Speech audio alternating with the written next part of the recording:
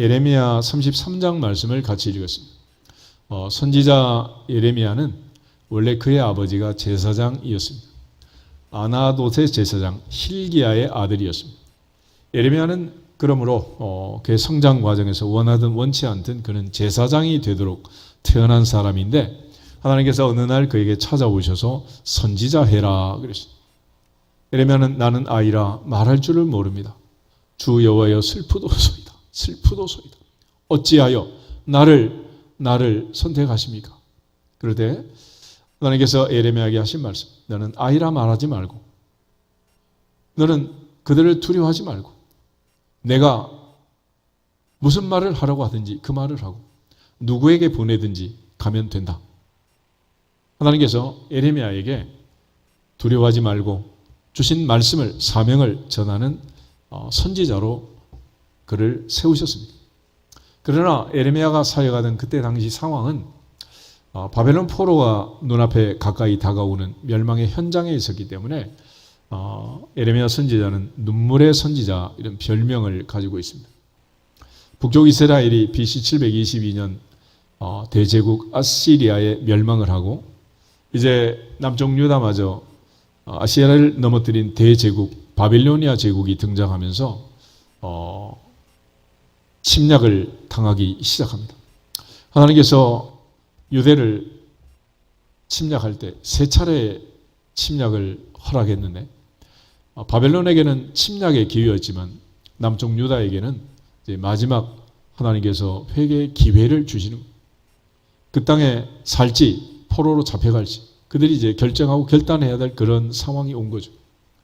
BC 605년 1차 포로가 있었고 그때 다니엘을 비롯한 사드락, 메삭, 아벳느고 다니엘의 친구들이 잡혀갔습니다.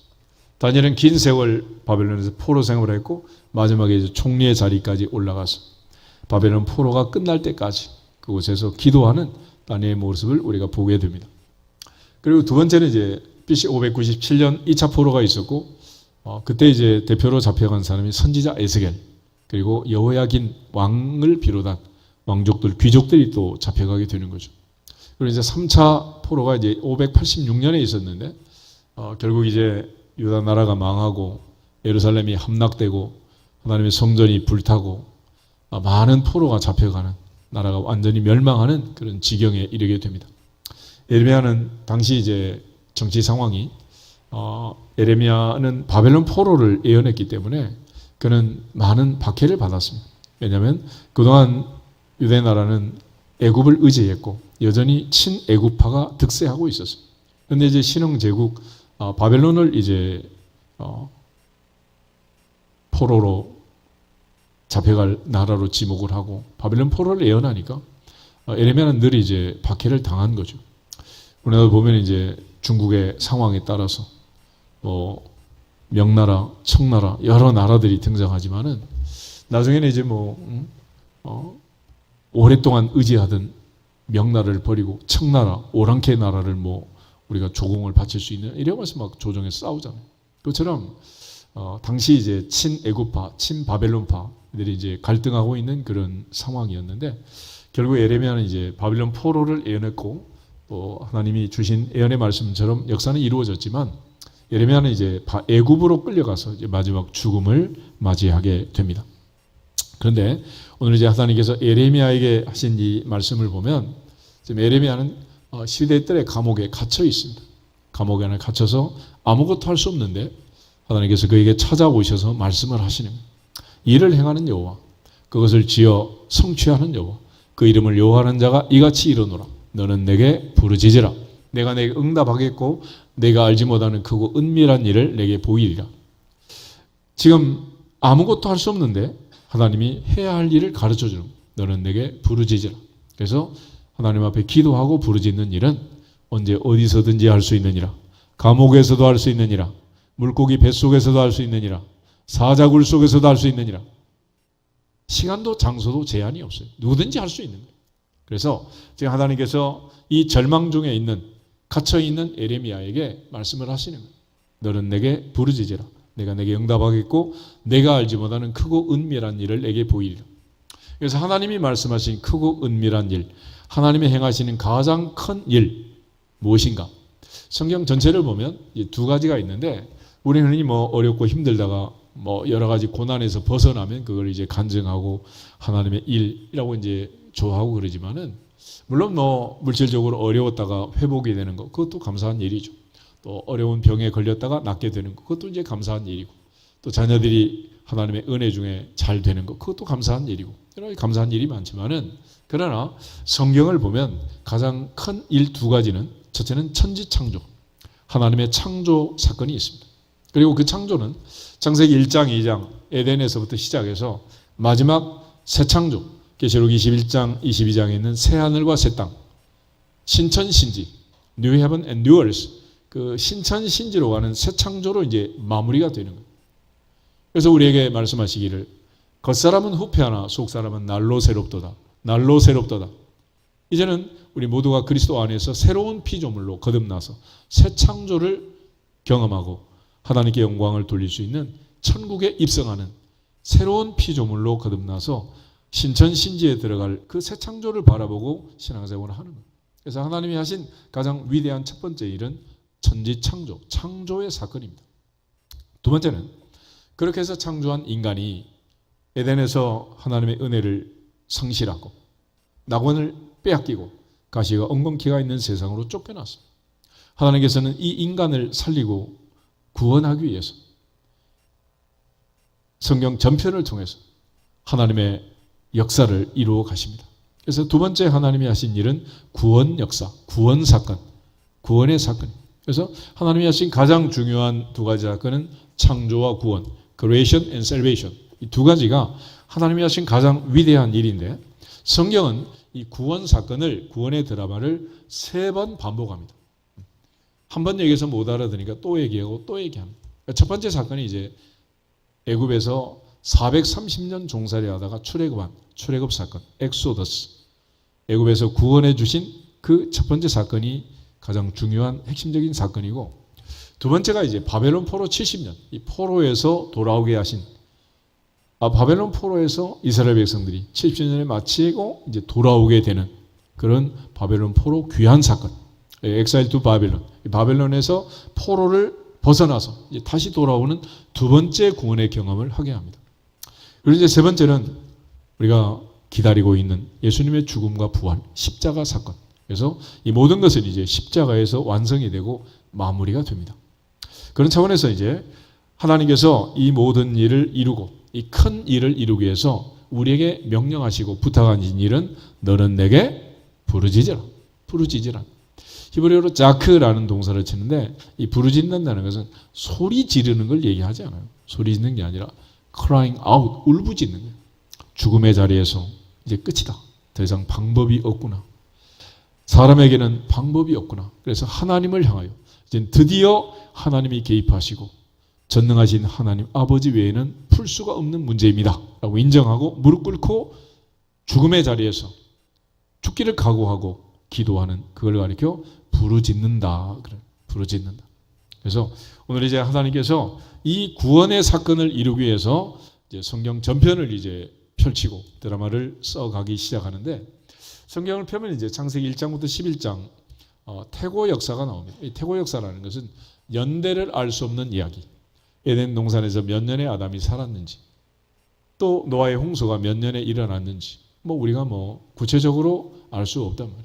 바벨탑을 언제 쌓는지, 가인과 아벨이 언제 싸우고 동생을 죽였는지 알 수가 없어요. 그래서 이런 그 성경에 있는 전반에 있는 이 천지창조와 4가지 사건이 있는데 에덴 동산에 있었던 아담과 하와 이야기, 두 번째 그의 아들 가인과 아벨의 이야기, 노아의 홍수 이야기, 바벨탑 이야기. 그리고 그 상황들은 죄와 심판과 은혜라는 구조로 넘어갑니다. 인간이 죄를 지면 하나님이 심판하시고 끝내야 되는데 끝내지 못하시고 또 은혜를 주시니까 또 은혜를 주시고 4번이나 반복해서 마지막에 은혜를 주신 것이 믿음의 조상 아브라함이었습니다. 그래서 성경은 창세기 12장부터 이제 본론이 시작이 되는데 창세기 12장을 보겠습니다. 창세기 12장 1절부터 3절을 보면 하나님이 이제 75세 아브라함을 찾아오셔서 언약을 맺으시고 약속을 합니다. 하나님이 이 약속을 하시는 아브라함을 찾아오시는 이유가 무엇이냐? 그것이 바로 하나님의 구원 계획을 시작하는 성경의 본론을 시작하는 장면이 되겠습니다. 1절부터 3절을 읽겠습니다. 여호와께서 아브라함에게 이르시되 너는 너의 고향과 친척과 아버지의 집을 떠나 내가 내게 보여줄 땅으로 가라. 내가 너로 큰 민족을 이루고 내게 복을 주어 내 이름을 창대하게 하리니 너는 복이 될지라. 너를 축복하는 자에게는 내가 복을 내리고 너를 저주하는 자에게는 내가 저주하리니 땅의 모든 족속이 너로 말미암아 복을 얻을 것이라 하신지라. 아멘. 소위 말하는 아브라함의 언약입니다. 아브라함의 언약에 가장 중요한 두 가지 요소가 있는데, 첫째는 땅을 주겠다. 네가 살던 땅이 아니라 내가 내게 지시할 땅, 약속의 땅, 젖과 꿀이 흐르는 가나안 땅, 그 땅을 주기로 약속하십니다. 두 번째는 그 땅에서 살아갈 자손에 대한 약속을 주시는 거예요. 4절을 보면 아브라함은 나이가 75세였는데 한 명도 자식이 없었습니다. 그럼에도 불구하고 나는 너로 큰 민족을 이루겠다. 너로 말미암아 모든 족속이 복을 얻을 것이다 라고 말씀을 하세요. 그래서 하나님께서 이 아브라함을 통해서 자손을 약속하십니다.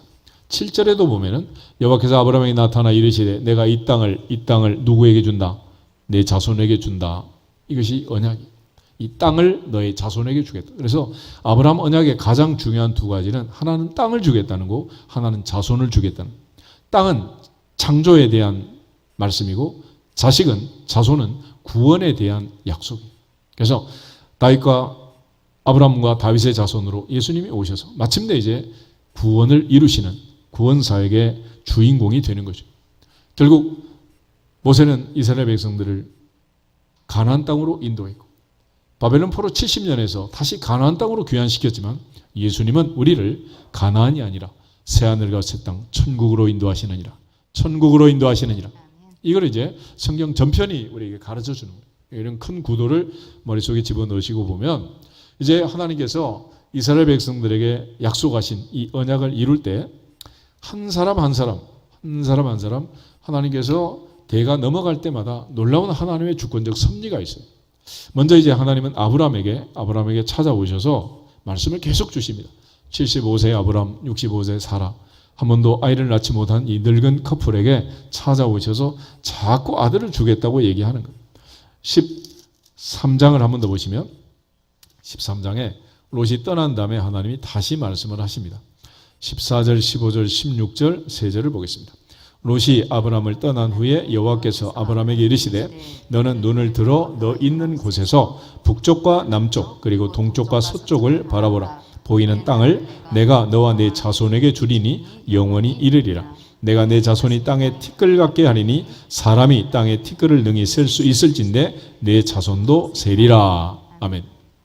하나님께서 아브라함에게 계속 약속을 하는 거예요. 아들 주겠다, 땅을 주겠다. 15장 보시면 하나님께서 잠자는 아브라함을 깨워가지고 다시 말씀을 하세요. 4절, 5절, 6절, 3절만 보겠습니다. 여호와의 말씀이 그에게 임하여 이르시되 그 사람이 내 상속자가 아니라 내 몸에서 날 자가 내 상속자가 되리라 하시고 그를 이끌고 밖으로 나가 이르시되 하늘을 우러러 무별을 셀 수 있나 보라. 또 그에게 이르시되 내 자손이 이와 같으리라. 아브라함이 여호와를 믿으니 여호와께서 이를 그의 의로 여기시고 7절 또 그에게 이르시되 나는 이 땅을 내게 주어 소유를 삼게 하려고 너를 갈대아인의 우르에서 이끌어낸 여호와니라. 아멘.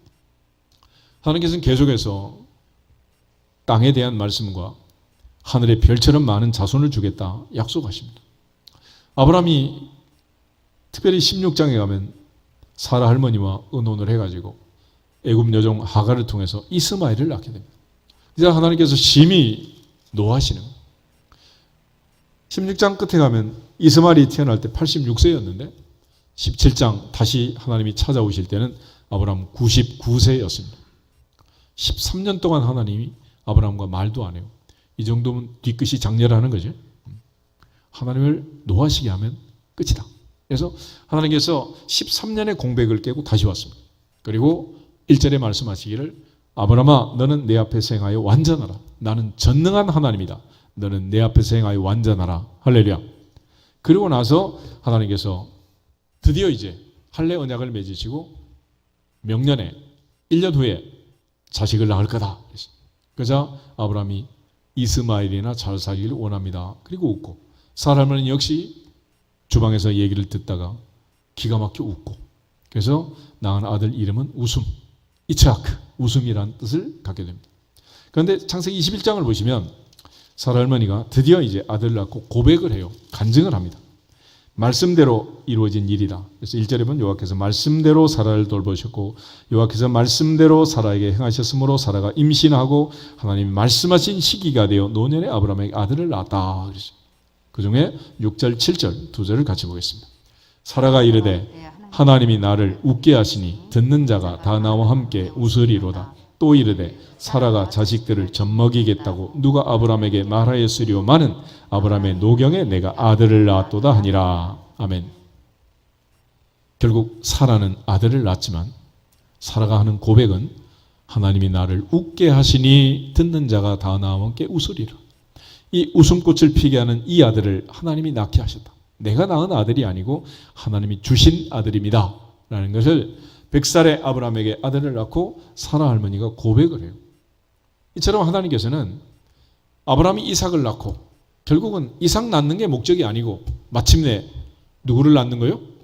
예수님 낳는 거. 그게 이제 목적이에요. 거기까지 가야 되는데 당장 지금 한 대가 넘어가는데도 75세에 부름받아 25년 지난 100살의 아들을 낳기까지도 이 험난한 길을 거치게 됩니다. 그런데 이 아들 이삭이 이제 장가를 가가지고 두 아이를 낳아요. 25장을 보시면 19절 20절에 아브라함의 아들 이삭이 40세에 장가가서 리브가를 맞이하게 됩니다. 그런데 21절을 보면은 이삭이 그의 아내가 임신하지 못하자 하나님 앞에 기도하고 여호와께서 간구를 들으시고 리브가가 임신했다 이렇게 되어 있습니다. 그래서 우리가 21절만 보면 리브가가 임신하지 못하니까 이삭이 배에다 안수기도 해가지고 하나님 앞에 간구하니까 애가 금방 들어선 것 같은 그런 느낌이 들지만 26절 끝에를 가면 리브가가 그들을 낳을 때 이삭이 60세였다. 그래서 장가를 몇 살에 갔다고? 40에 갔는데 그러면 20년 만에 낳은 거니 20년. 그러니까 한두 번 기도한 게 아니라 20년. 왜 이런 긴 세월이 걸렸느냐. 이거 보면 이삭이 그의 아내가 임신하지 못했다 그랬어요. 임신하지 못했다. 이 얘기는 그 여자는 불모지 같은 여자였다. 불임녀였다. 영어로는 she was barren 그래. 아이를 낳지 못하는 여자를 보낸 거예요. 그러니까 하나님께서 하늘의 별처럼 바다의 모래처럼 티끌처럼 많은 자손을 주기로 했으면 어떻게 며느리를 보내려면 순풍순풍 날 수 있는 아이를 보내야지. 이렇게 애도 못 낳는 애를 보내가지고 말이 되냐 이게. 그런데 또 그런 아내를 붙들고 20년 동안 기도를 한 거는 또 뭐야 이게. 그래서 믿음은 내 눈에 보이는 현상을 믿는 것도 아니고 산부인과 의사의 진단을 믿는 것도 아니고 약속의 말씀을 믿는 것이다. 언약의 말씀을 믿는 것이니라. 전능하신 하나님과 그의 약속의 말씀을 믿는 거예요. 하나님께서 아브라함에게 약속할 때 내가 내게 반드시 복주고 너를 번성하게 하고 번성하게 하리라. 할렐루야. 약속하셨잖아요. 그래서 우리는 그 약속을 믿는 거예요. 이처럼 하나님께서 이제 아브라함에게 은혜를 주셔서 손자 2명이 태어났습니다. 이삭이 60살이면 아브라함은 몇 살? 160살. 100살을 더 해야지. 그래서 175세에 아브라함은 세상을 떠납니다. 그래서 언약의 자손을 세상 떠날 때 몇 명을 받느냐? 3명 본 거예요. 아들 이삭하고 또 손자 야곱과 에서. 그런데 이제 우리가 이 야곱의 자손 70명이 애굽에 내려가서 430년 후에 출애굽할 때 보면 숫자가 한두 명이 아니에요. 민수기 1장을 한번 찾아보겠습니다. 46절.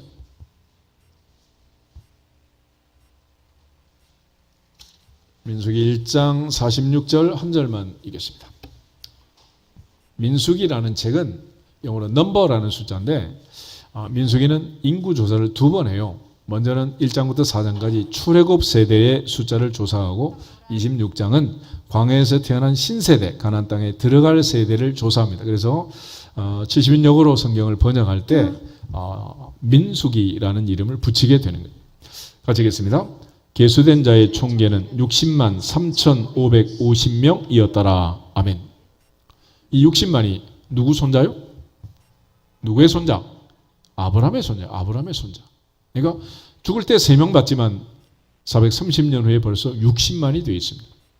민수기 26장을 한 번 더 보시면, 근데 이 60만이 12정탐군의 잘못된 허위 보고를 듣고 그들이 원망하다가 하나님의 진노로 당장 그날에 죽어야 되는데 모세가 중보 기도함으로써 기다리겠다. 그래서 40년 동안 이들이 죽고 기다리는 동안 또 다른 60만이 태어나게 되었습니다. 51절 보겠습니다. 51절. 이스라엘 자손에 계수된 자가 60만 1730명이었더라. 그러니까 60만이 죽었는데 또 60만이 태어나게 돼요. 결과적으로 하나님께서는 우리에게 주신 사명을 우리가 감당할 수 있도록 기회를 주시지만 그러지 않은 다른 사람에게 넘어가는 거예요. 엘리야는 나 혼자 남았습니다. 열심히 특심하여 나만 남았습니다. 아무도 하나님 편에 선 자가 없습니다. 그럴 때 하나님 말씀, 걱정하지 마라. 내가 7,000명 남겨놨다. 그랬어요. 7,000명 남았다. 결국 하나님께서 새로운 60만을 통해서 이런 일을 하시는 거예요. 그런데 이거는 아브라함의 혈통적 자손에 대한 이야기고, 아브라함이 이제 결과적으로 마지막 하나님이 약속한 아브라함의 자손은, 아브라함과 다윗의 자손은 누구? 예수 그리스도. 예수 그리스도를 통해서 하늘의 별, 바다의 모래, 티끌같이 많은 아브라함의 자손을 또 하나님이 만드세요. 그 하나님의 방법이 뭐냐? 믿음의 자손을 만든, 믿음의 자손. 그래서 우리가 아브라함을 가리켜 믿음의 조상 그러잖아요. 갈라디아서 3장 하나 보겠습니다. 갈라디아서 3장. 그런 측면에서 오늘 우리는 아브라함과 혈통적으로 아무 관계가 없지만은 아브라함의 자손이 된 것입니다. 이유를 설명하는데 6절에서 9절을 보겠습니다. 갈라디아서 3장 6절. 아브라함이 하나님을 믿음에 그것을 그에게 의로 정하셨다 함과 같으니라. 그런즉 믿음으로 말미암은 자들은 아브라함의 자손인 줄 알지어다. 또 하나님이 이방을 믿음으로 말미암아 의로 정하실 것을 성경이 미리 알고 먼저 아브라함에게 복음을 전하되 모든 이방인이 너로 말미암아 복을 받으리라 하였느니라. 그러므로 믿음으로 말미암은 자는 믿음이 있는 아브라함과 함께 복을 받느니라. 아멘. 이제 이방인인 우리도 믿음 안에서 믿음으로 말미암아 아브라함의 자손이 되었다. 아브라함의 자손이 되었다. 그러면 자손이라는 것은 가지고 있는 가장 중요한 특징이 있습니다. 권리가 있어요. 그는 장자권, 복받는 권리, 상속권이라. 야곱과 에사가 그렇게 싸웠던 것은 무엇 때문에 싸웠어요? 장자권, 장자권. 왜 장자권이 중요하냐? 그게 바로 하나님의 복을, 아버지의 복을 물려받는 권리라는. 그런데 우리가 아브라함의 자손인데 그걸 어떻게 알 수 있느냐? 9절. 그러므로 믿음으로 말미암는 자는 아브라함의 자손일 뿐만 아니라 믿음으로 말미암는 자는 믿음이 있는 아브라함과 함께 뭘 받는다? 복을 받는. 아브라함의 받은 그 모든 복을 우리가 상속하게 된다는. 그러므로 우리는 아브라함의 자손이다 아니다? 자손이라. 그래서 이제는 아브라함의 자손이 하나님께서 처음 약속한 것처럼 땅의 티끌같이, 하늘의 별같이, 바다의 모래같이 많은 자손을 얻게 하신 것입니다. 이것은 하나님의 언약이 반드시 이루어진다라는 걸 강력하게 증거하는, 하나님의 약속은 반드시 이루어진다. 할렐루야. 여러분 인사하겠습니다. 하나님의 약속은 반드시 이루어집니다. 그렇게 해서 예수님이 이 땅에 오시고 예수님으로 말미암아 우리 모두가 자손이 된 거예요. 아브라함부터 다윗까지 1000년, 다윗부터 예수님까지 1000년.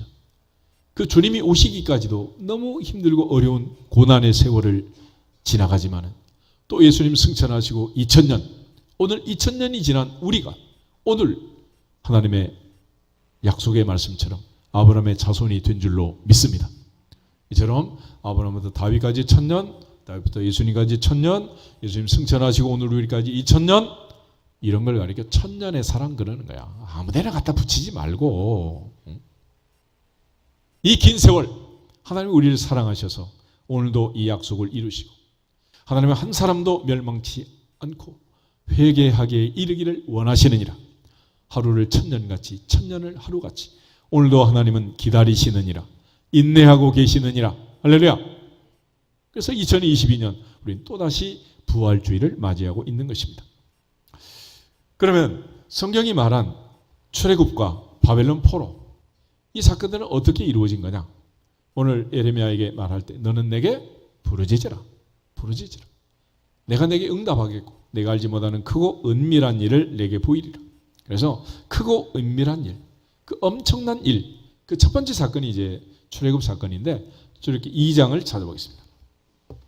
저렇게 2장 23절부터 25절을 보면 야곱의 가족 70명이 내려가서 60만으로 성장하고 거대 민족이 됐지만은 그들은 모두 다 바로 왕의 노예가 되어가지고 고고성 비돔과 람셋을 짓고 피라미드를 짓고 왕들의 무덤을 짓는 이 강제 노동에 시달리고 있었어요. 그리고 요셉을 알지 못하는 새 왕이 등장하고 정책은 급변해서 이제는 아이가 태어나면 모조리 나일강에 던져 죽음을 당할 수밖에 없는 이런 긴박한 상황 속에서 이제 모세는 40년의 왕궁 생활을 청산하고 미디안 광야로 도망을 갔고 모세 나이 벌써 이제 80이 되어 있었는데 아직까지 출애굽이 이루어지지 않았어요. 왜냐하면 이스라엘 백성들이 그렇게 해달라고 아직 아무런 기도가 없는 거예요. 기도가. 그래서 우리가 하나님 앞에 기도하고 부르짖고 그렇게 해서 응답받지 아니하면 이거는 너무 쉽게 빼앗기고 마는 거예요. 그래서 하나님께서는 그렇게 해달라고 할 때까지 기다리시는 거예요. 기다리시는 거예요. 아담과 하와는 아무 노력 없이 에덴 동산에 들어가니까 어떻게 됐어요? 어느 날 갑자기 사기 당해가지고 쫓겨나는 거예요. 쫓겨나. 사울과 다윗의 차이점이 뭔지 아십니까? 사울왕은 아버지 기스가 염소를 잊어버렸다고 심부름 갔다가 갑자기 사무엘을 만나서 기름 부음을 받고 왕이 됐어요. 그런데 그렇게 쉽게 왕이 됐기 때문에 그는 왕자를 지키지 못하고 당대로 끝났어요. 그러나 하나님께서 다음 왕 다윗은 엄청난 훈련을 시키는 거예요. 사울은 천천히요, 다윗은 만만이다. 다시 골리앗을 이기고 돌아올 때 만백성이 기뻐하잖아요. 그런데 갑자기 한 사람이 기분이 나빠지기 시작하는 거예요. 뭐라고? 사울은 천천히고 다윗은 만만이라고? 그러면 이 녀석에게 남은 게 뭐냐? 내 왕자를 노리는 그거밖에 없지 않느냐? 그래가지고 사울이 3천의 군사를 조직해가지고 다윗을 죽이기 위해서 이잡듯이 쥐잡듯이 광야를 뒤지기 시작합니다. 동굴을 뒤지는 거예요. 다윗이 가다 안 되니까 이제 블레셋 나라로 도망을 가고 시길락에 거주를 하다가 또 여러 가지 우여곡절을 겪고 결국 이제 사울과 요나단이 죽고 다윗이 이제 왕이 되잖아요. 이런 과정을 거쳐서 왕을 만들어 놔도 또 넘어지는 거예요. 또 넘어져. 여러분 노아라는 사람 알죠? 600살 때 홍수가 터졌습니다. 600년 동안 노아는 의인이요 당대의 완전한 자였습니다. 그런데 홍수가 끝나고 나서 이제 아무도 없어요. 자기를 유혹할 사람도 없고 미혹할 사람도 없고 그저 뭐 세 아들과 세 자부와 노아 부부만 있는 거 아니겠어요? 그런데 혼자서 포도 농사를 짓고 포도주를 마시고 스스로 넘어져요. 스스로. 그래서 세상에 가장 힘들고 어려운 것은 뭐냐? 자기를 이기는 거다. 할렐루야. 잠언 16장 32절 말씀처럼 극기하고 자기를 이기고 자기 마음을 다스리는 자가 성을 빼앗는 용사보다 위대하니라. 성령 열매의 마지막은 그래서 절제, 셀프 컨트롤이에요. 셀프 컨트롤. 결국 내가 어떤 일을 하든지 안 하든지 내 인생의 가장 큰 장애물도 내 자신이고 내 자신을 가장 크게 위대한 자리로 이끌어가는 것도 내 자신이야. 그래서 어린 아이들에게 묻잖아요. 너 커서 뭐 하고 싶니? 소원이 무엇이니? 그 아이의 마음속에 있는 그 작은 생각이 그 인생을 그가 원하는 그 자리까지 가도록 길을 열어주는 거예요. 그래서 어린 시절부터 난 못해요, 안 돼요. 그런 아이는 절대로 안 되는 거예요. 될 수가 없는 거예요. 만백성이 도와줘도 안 되는 거예요. 오늘 특별히 하나님께서 이러한 과정을 통해서 이스라엘 백성들이 부르짖게 합니다. 그래야 열리니까. 저렇게 2장 23절에서 25절 다시 읽겠습니다. 여러 해 후에 애굽 왕은 죽었고 이스라엘 자손은 고된 노동으로 말미암아 탄식하며 부르짖으니 그 노동으로 말미암아 부르짖는 소리가 하나님께 상달된지라. 하나님이 그들의 고통 소리를 들으시고 하나님이 아브라함과 이삭과 야곱에게 세운 그의 언약을 기억하사 하나님이 이스라엘 자손을 돌보셨고 하나님이 그들을 기억하셨더라. 아멘. 드디어 그들이 더 이상 견디지 못하고 이 고통 속에 부르짖자 하나님께서 24절 아브라함과 이삭과 야곱에게 세운 언약을 기억했다. 하나님이 약속을 기억하시고 이스라엘 자손을 돌보시고 하나님이 그들을 기억하시고 드디어 모세를 데리러 시내산으로 갑니다. 모세의 나이는 벌써 80이 되어 있는 거예요.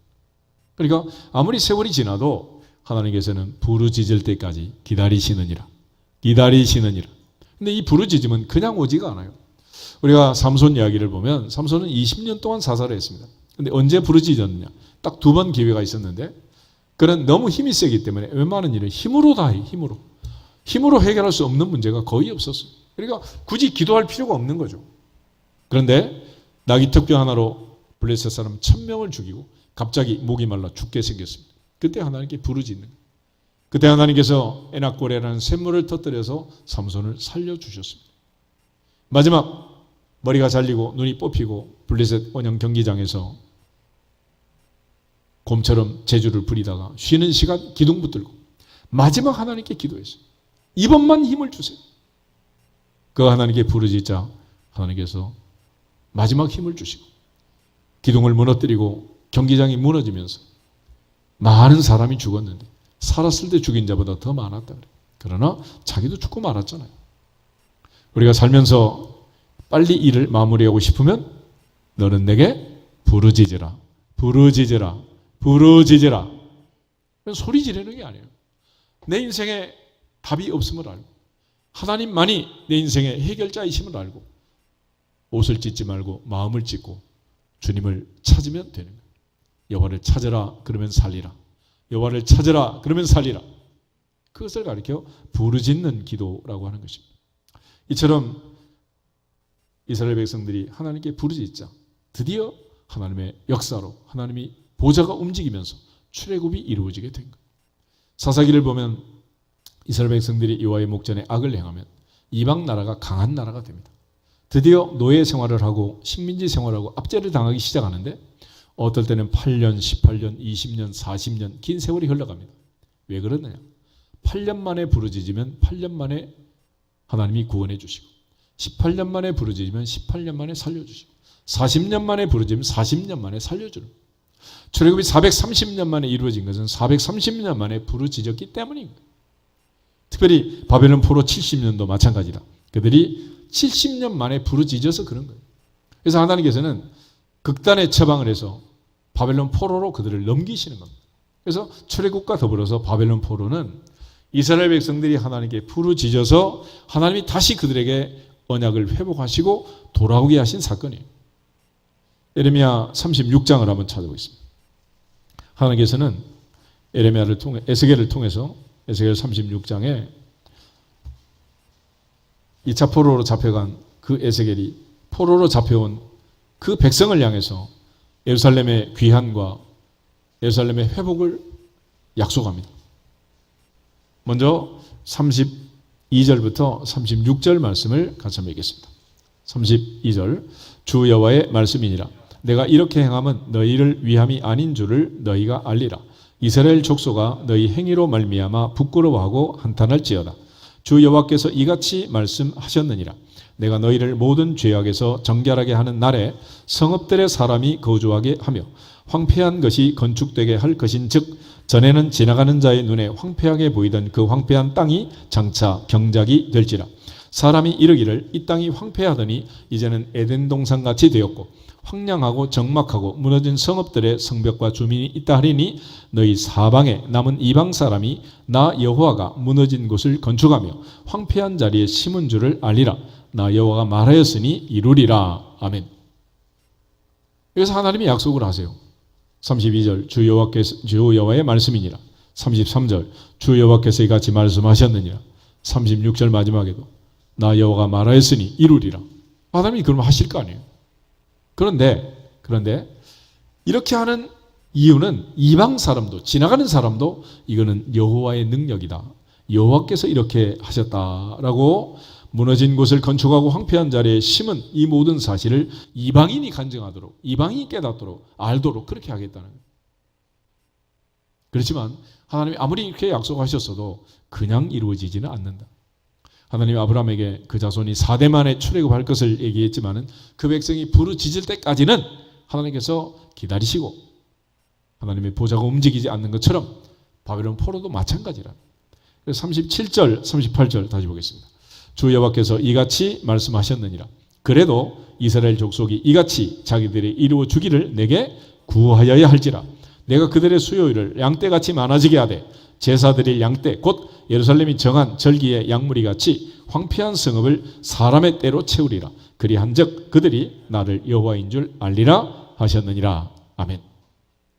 아무리 하나님이 약속했어도 그렇게 해달라고 내게 구해야 한다. 그래서 야고보는 너희가 얻지 못하면 뭐하지 아니합니다. 구하지 아니합니다. 구하라 그러면 주시리라. 아무리 약속했어도 구하지 않는 자에게는 안 주신다. 하나님께서 바벨론 포로 70년을 약속할 때도 마찬가지로 그들이 부르짖으면 다시 돌아오게 될 것이고 회복할 것을 약속합니다. 에스겔에만 얘기한 게 아니에요. 예레미야를 통해서 다시 말씀을 하십니다. 예레미야 29장 다시 한번 보겠습니다. 눈물의 선지자 예레미야가 하나님의 바벨론 포로 70년의 그 의미를 깨닫고 이스라엘 백성들에게 예언하는 말씀인데 10절부터 14절을 가지겠습니다. 여호와께서 이와 같이 말씀하시니라. 바벨론에서 70년이 차면 내가 너희를 돌보고 나의 선한 말을 너희에게 성취하여 너희를 이곳으로 돌아오게 하리라. 여호와의 말씀이니라. 너희를 향한 나의 생각을 내가 아나니 평안이요 재앙이 아니니라. 너희에게 미래와 희망을 주는 것이니라. 너희가 내게 부르짖으며 내게 와서 기도하면 내가 너희들의 기도를 들을 것이요 너희가 온 마음으로 나를 구하면 나를 찾을 것이요 나를 만나리라. 이것은 여호와의 말씀이니라. 나는 너희들을 만날 것이며 너희를 포로된 중에서 다시 돌아오게 하되 내가 쫓아 보내었던 나라들과 모든 곳에서 모아 사로잡혀 떠났던 그곳으로 돌아오게 하리라. 이것은 여호와의 말씀이니라. 아멘. 왜 하나님이 이런 과정을 거치느냐? 내버려 두면 되지. 왜 또 잡혀갔다가 다시 돌아오게 하시고? 이스라엘 백성들에게 하나님께서 원하시는 것은 가나안 땅을 주신 분도 다시 돌아오게 하신 분도 여호와인 줄 알게 하리라. 알게 하리라. 그게 하나님의 뜻이야. 그래서 이스라엘 백성들을 부르짖음의 자리로 보내기 위해서 극단적 처방을 내린 게 바벨론 포로 70년인데 그들이 그 포로 생활 중에 부르짖고 돌아올 수 있는 가장 강력한 전환점을 만들어줬기 때문에 너희를 향한 나의 생각을 내가 하나니 평안이다, 재앙이 아니다, 미래와 희망이다 그렇게 말합니다. 그러나 그 바벨론 포로가 재앙이 아니라 평안이 되고 미래와 희망이 되려면 12절 13절 말씀처럼 너희가 내게 부르짖으며 내게 와서 기도하면 내가 너희들의 기도를 들을 것이고 너희가 온 마음으로 나를 구하면 나를 찾을 것이요 나를 만나리라. 할렐루야. 그래서 그래요. 시편 기자의 고백이 고난당하는 것이 내게 뭐다? 유익이다. 왜 유익이냐? 그것 때문에 내가 주의 율례를 배우게 되었고 그것 때문에 내가 이전과 달리 하나님의 말씀을 지키게 되었고 그것이 전환점이 되어서 내가 새 사람이 됐습니다. 그래서 그것이 유익이라는. 바벨론 포로도 마찬가지. 그들이 가서 하나님께 부르짖고 기도해서 돌아오면 평안이 되고 재앙이 아니지만 만약에 그들이 부르짖지 않고 고향을 떠나서 포로로 잡혀가서 영원히 산다면 그는 가장 큰 비극이 되고 마는 것입니다.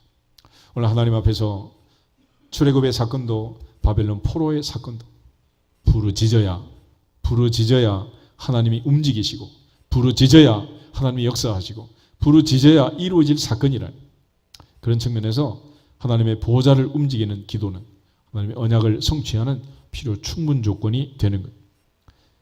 야고보는 한마디로 행함이 없는 믿음은 그 자체가 뭐다? 죽은 것이다. 그러므로 성도에게 있어서 가장 중요한 일은 내가 진짜로 약속을 믿는다면 그렇게 해달라고 구해야 하느니라. 부르짖어야 하느니라. 간구해야 하느니라. 그런 차원에서 성경은 우리 모두에게 하나님의 약속을 믿고 부르짖으라고 얘기하는 거예요. 우리가 잘 아는 선지자 다니엘은 이 에레미야의 예언을 이제 마지막으로 이제 그친다는 것을 깨닫게 되는데 우리 다니엘 9장 한번 보겠습니다. 다니엘은 메대 족속 아하수엘의 아들 다리오가 갈대아 나라의 왕으로 세움받던 원년 첫 해에 우리가 바사왕 고레스의 칙령으로 이스라엘 백성들이 이제 귀환하는 것을 알고 있잖아요. 그런데 그 사실을 이제 깨닫게 됩니다. 먼저 1절, 2절 우리 두 절을 같이 한번 읽겠습니다. 메대 족속 아하수엘의 아들 다리오가 갈대아 나라 왕으로 세움을 받던 첫 해 곧 그 통치 원년에 나 다니엘이 책을 통해 여호와께서 말씀으로 선지자 에레미야에게 알려주신 그 연수를 깨달았나니 곧 예루살렘의 황무함이 70년 만에 그치리라 하신 것이니라. 아멘. 하나님이 말씀해 주셨고 하나님이 약속하셨고 이제 때가 됐단 말이에요. 그러면 이제 돌아가야 되겠다. 그리고 이삿짐 싸는 게 아니고 아무리 하나님이 그렇게 약속했어도 그렇게 해달라고 뭐 해야 한다? 기도해야 돼.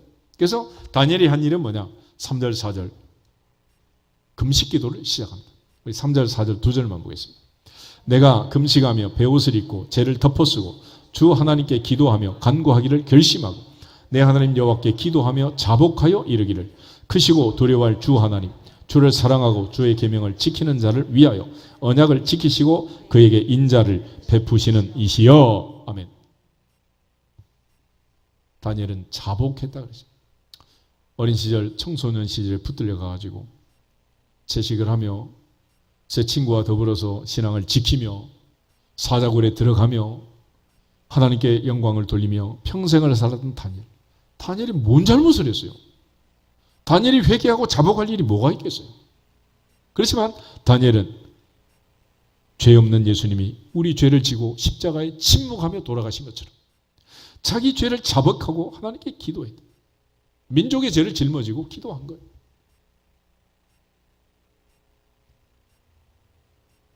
선지자 다니엘이 깨달았던 것처럼 하나님이 아무리 이렇게 약속했어도 그 약속을 진짜로 믿는다면 그 약속을 붙잡고 기도해야 하느니라. 기도해야 하느니라. 우리는 성경을 믿고 하나님의 약속을 믿습니다.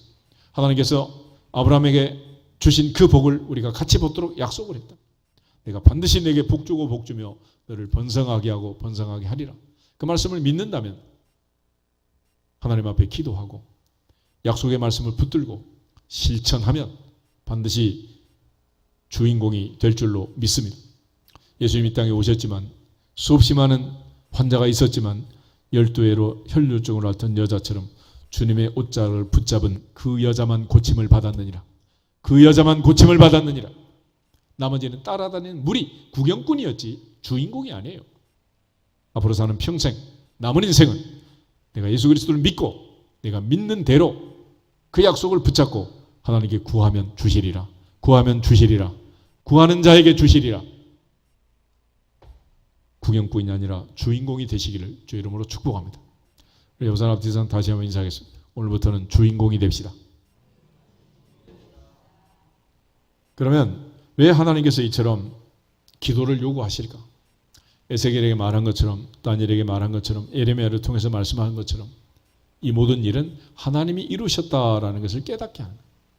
우리는 내가 하는 측면이 있고 하나님이 하시는 일이 있는데 하나님은 모세에게 찾아오셨을 때 모세가 이름을 묻습니다. 누구십니까? 그랬더니 나는 스스로 있는 자다. 스스로 있는 자가 보내셨다 하라 그랬어요. 영어로 하면 I am who I am. I am이 뭐냐? 그냥 I am이지 뭐. 그래서 I am who I am.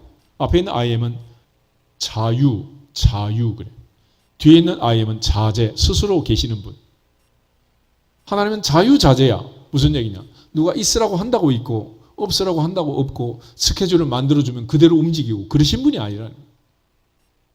하나님은 스스로 계시고 스스로 결정하시고 모든 것을 인간의 시공을 초월해서 인간의 만유인력을 전부 초월해서 자유자재하시는 분이다.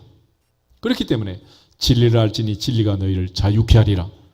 우리를 포로에서 해방시키고 할 수 있는 분이란 말이에요. 그런데 그 하나님은 모든 걸 다 할 수 있어요. 우리가 기도하지 않아도 천지를 창조하셨고 우리가 해달라고 하지 않아도 아담과 하와를 창조하셨고 다 하셨잖아요. 그런데 또 하나 하나님이 인간을 만들 때 인간에게만 주신 게 있어요. 그게 뭐냐? 자유의지라는 걸 주신 거예요. 인간은 컴퓨터가 아니에요. 로봇이 아니에요. 로봇은 프로그램대로만 움직이지만 내가 낳은 아들, 딸은 프로그램대로 움직여요. 엄마, 아빠 말대로 움직여요. 지가 하고 싶은 대로요. 이게 다른 거예요. 이게. 아무리 명확하고 똑똑한 컴퓨터를 만들어도 인간과 다른 거는 뭐냐?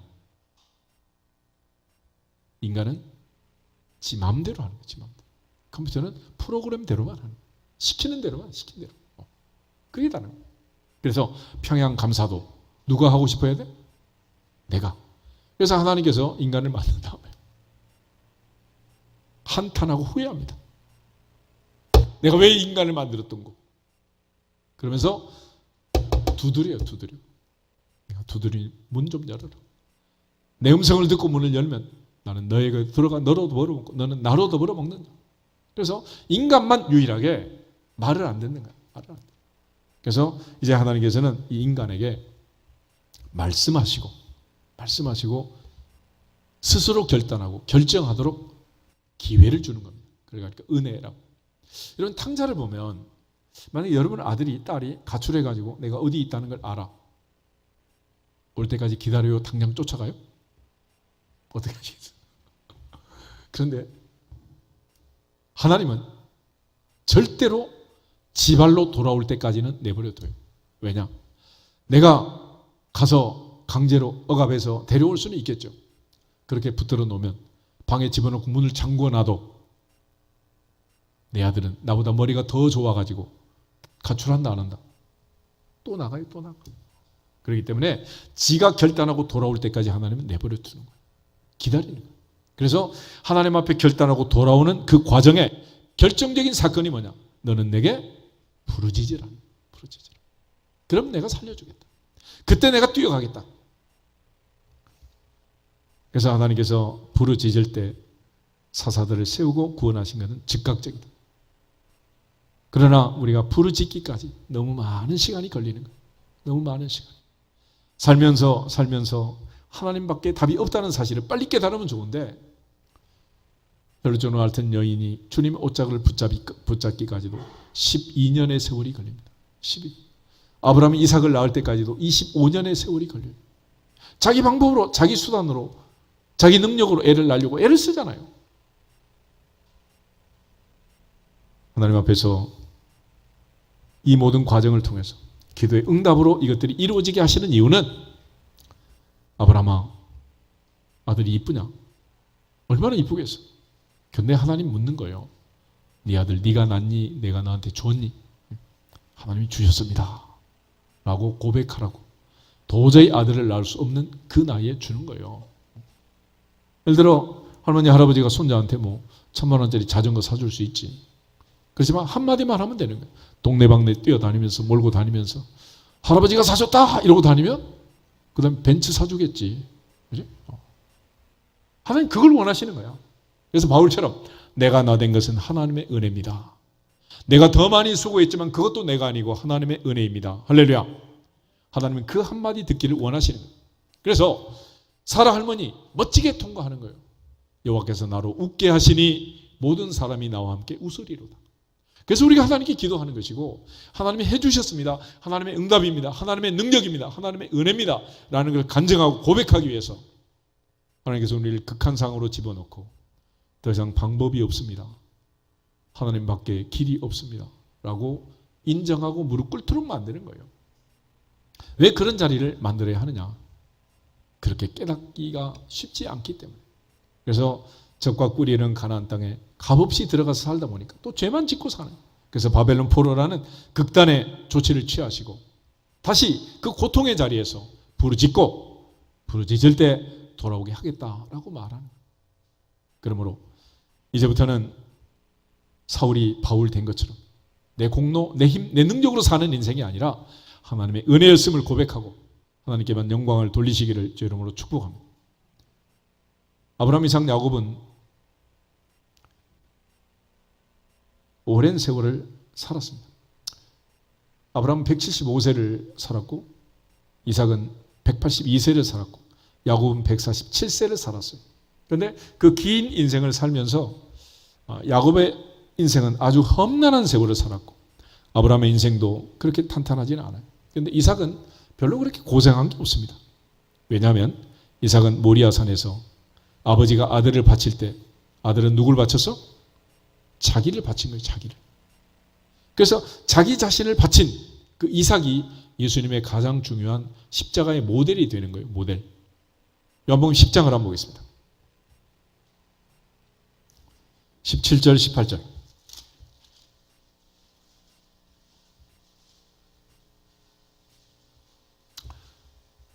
요한복음 10장 17절.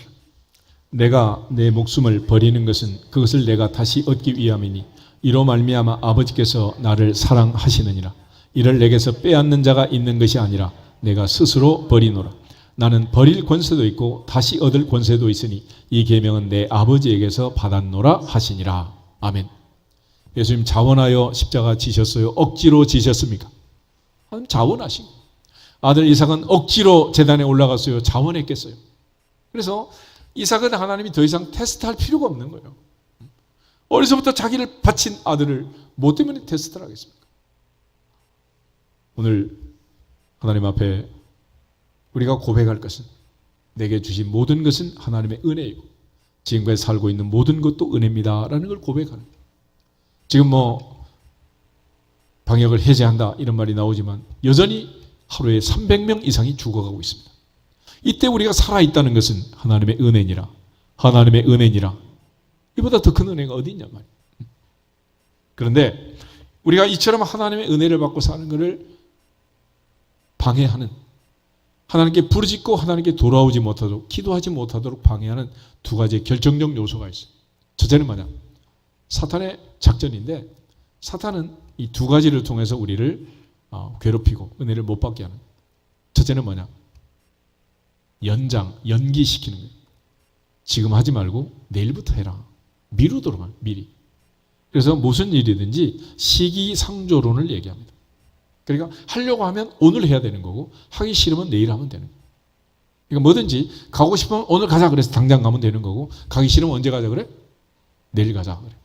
그러니까 밥도 같이 먹고 싶으면 오늘 먹으면 되고 먹기 싫으면 어떻게? 다음에 보자. 언제 봐? 몇 년 지나간지 몰라. 그냥 끝난 거야. 요즘 뭐 잘 알지 못하지만 청와대 옮기는 것도 마찬가지 아니겠어? 지금 옮기지 말아야 할 이유는 5만 가지. 그러나 옮기려면 언제 옮겨야 되는 거예요? 언제 해야 되겠어요? 지금 해야 돼, 지금. 그러지 않으면 못해요.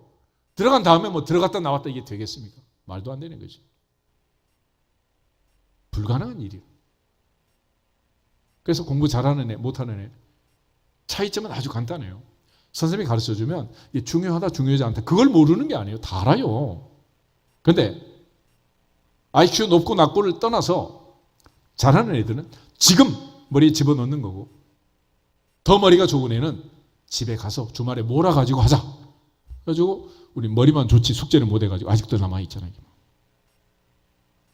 결단이에요. 결단. 그러니까 뭐든지 행함이 없는 믿음은 그 자체가 뭐다? 죽은 것이라. 이스라엘 백성들이 바빌론 포로 돌아와서도 성전을 짓자. 그러니까 기초공사만 하고 또 시기상조론을 내세웁니다. 이렇게 방해가 많이 소나기는 피하고 보자. 자꾸 미루는 거예요. 미루다가 16년 세월이 지나갑니다. 그때 하나님이 학개와 스가랴를 보내가지고 그들을 책망하세요. 16년 동안 손익계산을 해봐라. 그래, 성전 짓지 않고 헌금하지 않고 재산 모았으면 잘 먹고 잘 살아야지. 왜 그렇게 못 사느냐? 그래서 그들이 학개와 스가랴의 말씀을 듣고 다 제쳐놓고 하나님 성전 건축에 몰입하고 하나님께서는 오늘부터는 복을 주리라. 오늘부터 복을 주리라. 하나님의 역사는 항상 지금 여기서부터 오늘부터야.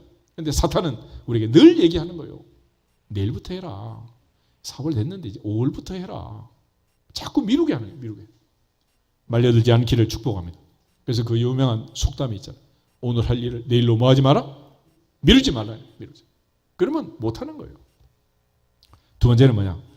잠을 재우는 겁니다. 잠. 예수님께서 베드로에게 깨어있어라. 1시간만 깨어있자. 그런데 자꾸 졸리게 만드는 거예요. 이 잠이라는 거. 결국 자기를 이겨야 되는데 이기지 못하는 거죠.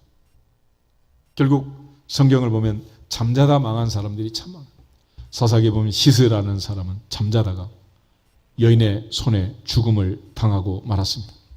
그 위대한 사사 삼손도 들릴라의 무릎에서 잠자다가 머리카락 잘리고 죽음을 맞이한 거 아니겠어요? 요나 선지자 배 밑창에 내려가서 침대칸에 잠자다가 바다에 던져지고 물고기 뱃속에 들어가지 않았어요. 우리가 잘 아는 사도 베드로. 주님이 그렇게 말했지만 잠꾸러기만 하다가 3번씩이나 부인하고 멋지게 슬라이딩하고 넘어진 거 아니겠어요? 그런데 인간은 누구나 마찬가지예요. 뛰어가다 보면 걷고 싶고 걷다 보면 서고 싶고 서면 앉고 싶고 앉으면 눕고 싶고 누우면 자고 싶고 그래서 우리가 요즘 새벽 기도하지만 날마다 갈등이 뭐야? 일어날 때마다 누구를 이겨야 된다? 자기를. 그것이 가장 힘든 일이기 때문에 그래. 하나님 앞에서 우리 모두가 다 오늘부터 시작했어. 지금부터 이 자리부터 기도하고 부르짖고 하나님 영광을 돌리기를 주 이름으로 축복합니다. 동시에 하나님께서 우리에게 주신 이 시간 관리를 잘해서 자다가 깰 때가 벌써 지났다는 거예요. 그래서 하나님께서 낮에 일하고 저녁에 자라, 엿새 일하면 하루 쉬어라, 쉼과 안식을 주는데 요즘은 세상이 모두 다 뒤죽박죽이 돼가지고 애들이 밤에는 안 자고 새벽에는 자고 밤에는 안 자고 오전에 자고 가지고 이 대학생들도 보면 뭐 오전 수업이 시작했는데 오전 수업에는 매주 결석자가 있어. 잠자는 거야, 잠자. 늦게 잤으니 뭐 못 일어나는 게 당연하지 뭐. 그렇지 않겠어? 하나님 앞에서 반드시 크고 은밀한 일을 보기 위해서 하나님이 우리에게 베푸신 이 놀라운 구원의 은혜를 체험하고 부활의 주님을 만나기 위해서 사탄의 작전과 유혹에 넘어가지 않기를 주 이름으로 축복합니다. 사탄은 오늘도 우리를 유혹하는 거예요. 다음에 해라. 이렇게 반대가 많은데, 이렇게 문제가 많은데, 절차를 밟아야지, 법을 지켜야지. 그거 다 하다가 뭐 무슨 세월이 하겠어. 결국 또 하나는 게으름을 유도하는 거예요. 자꾸 게으름을 유도해. 다음에 하자. 피곤하지 않니? 힘들지 않니? 오늘 좀 쉬자. 근데 그거보다 달콤한 게 없는 거예요. 그거보다. 범사에 엄마 기도하는 거나 아들 공부하는 거나 이 두 가지를 이기지 않으면 패배하는 거예요. 하나님 앞에서 오늘도 영적 전쟁에 승리하기 위해서 하나님이 크고 은밀한 일을 이루기 위해서도 우리에게 부탁하는 거예요. 우리의 자유의지를 하나님의 영광을 위해 쓰도록 내가 결단하고 내가 결심하는 거지 하나님이 강제로 할 수 없어요. 우리 모두가 오늘 결심하고 결단하시기를 주 이름으로 축복합니다. 옆 사람 앞에서 인사하겠습니다. 오늘부터 기도합시다. 오늘부터 새 출발합시다. 할렐루야. 다 같이 주 예수 그리스도의 이름으로 승리할지어다 한번 더 선포하고 기도하겠습니다. 주 예수 그리스도의 이름으로 승리할지어다. 승리할지어다. 승리할지어다.